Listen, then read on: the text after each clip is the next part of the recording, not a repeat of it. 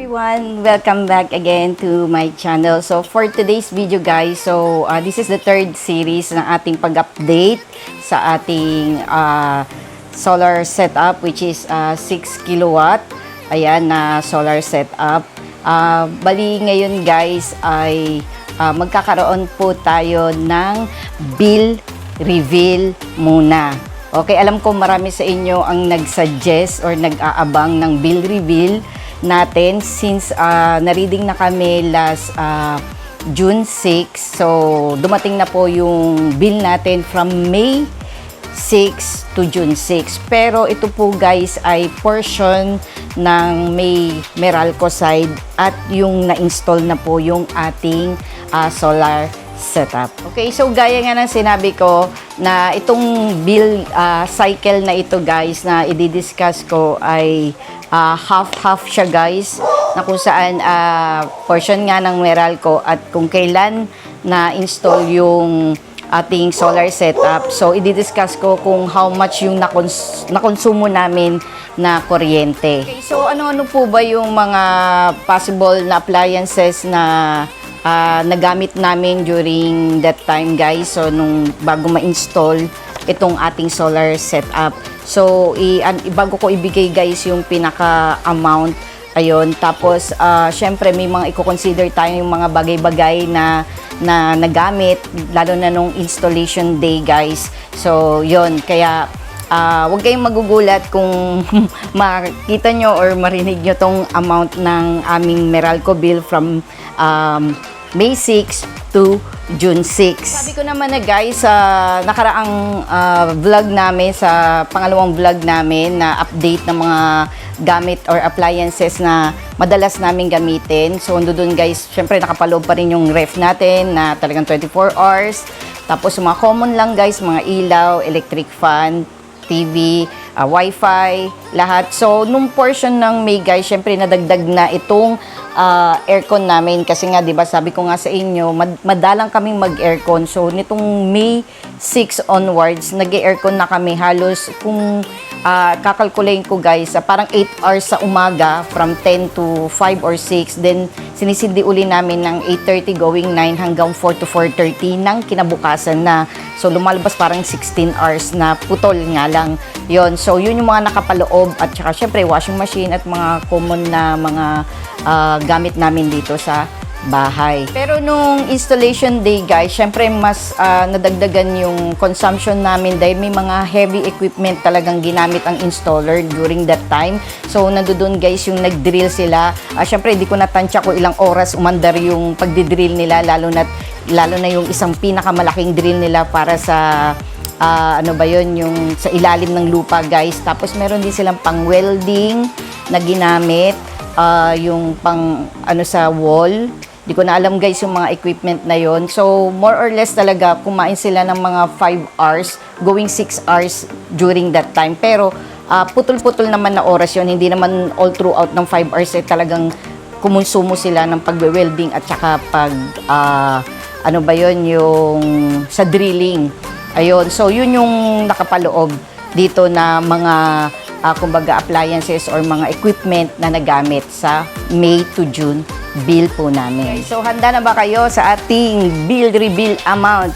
Okay, so for today's bill guys from May 7 reading up to June ay okay, so ang bill po namin ay umaabot sa 5,785.09. Okay, so ano naman yung actual consumption nung buwan na yon?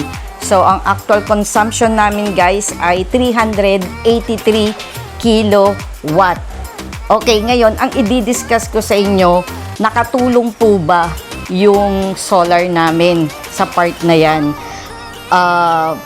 Kahit pa paano guys, nakatulong naman kasi kung kakalkulayin ko guys, ang na-consume lang po ng grid side nung panahon na yan from May 24, kasi 24 yun na commission ni Sir Pat around 8:30 going 9, umandar na po ang buong solar setup namin. So yan na, talagang nag-harvest na and everything until June 6. So pumapalo guys ng 20 kilowatt lang from that part. So 13 days, 20 kilowatt lang po ang nagkaroon tayo ng grid side. So kung titignan natin guys, malaking tulong pa rin yung naging solar setup natin, yung solar panel na nag-harvest during that time. Kasi 13 days, 20 kilowatt lang yun nasa grid side. So lumalabas parang nasa 1.2 to 1.3, 1.5 per day lang po kami. Okay, so ngayon, kung ima-minus ko siya guys sa 383 kilowatt, so more or less 363 ang na-consume namin na talagang walang solar setup pa yon. So lumalabas parang nasa 18 going 20. Yun ang parang kalkulasyon namin guys na consumption per day simula May 6 up to May 23. So medyo nakakagulat nung time na yon kasi hindi naman namin matansya kung saan nanggaling yung reading na yon. Though napalitan na guys kasi to ng digital. Yon, from old kami na analog or yung parang disc pa lang, then pinalitan ng Metro, so which is digital na. Kaya medyo nagulat lang din kami, na surprise kami kasi akala namin guys medyo bababa na kasi nga naka-solar na kami, pero syempre marami nga pong naging factor yung pagtaas din ng aming electric bill. So ina-expect namin guys sa next billing cycle namin, so since June 6 na siya nagkaroon ng reading, so ina-expect namin next month like July 7 or July 6 ay medyo makakatulong na guys itong ating solar setup na to. Dahil as of today guys, from reading nila ng 596 noong June 6, as of today guys ay nasa 599 pa lang ang ating consumption sa grid side. So lumalabas nasa 3 kilowatt pa lang ang naibigay ni Meralco sa ating bill.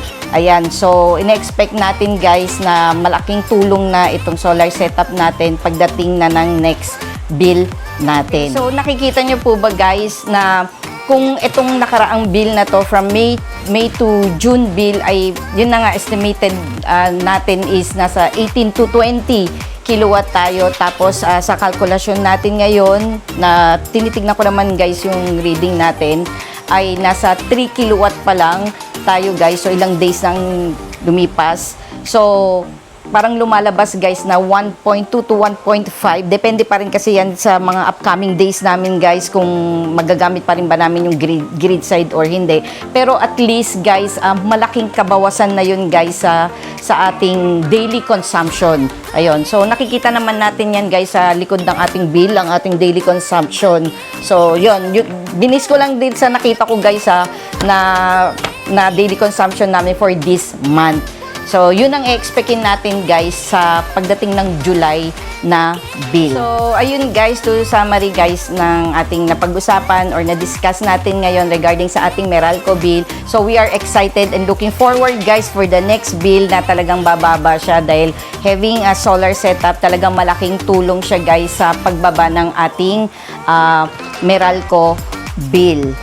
So, yun lang guys ang masishare ko for today's video. At kung nakaabot ka sa portion na ito, please don't forget to like, subscribe, share, and comment down below kung ano pa po yung mga tanong ninyo. Dahil until now guys, may mga nare-receive pa rin ako mga comments sa ating nakaraang mga vlogs. Ayun. So, abangan na lang uli natin guys ang ating next bill reveal na talagang full na guys na gamit ang ating solar setup. Ayun, so, pero sa July na yun guys. So, magkakaroon tayo ng part 2 bill reveal. Okay, so, thank you very much and have a great day. Bye!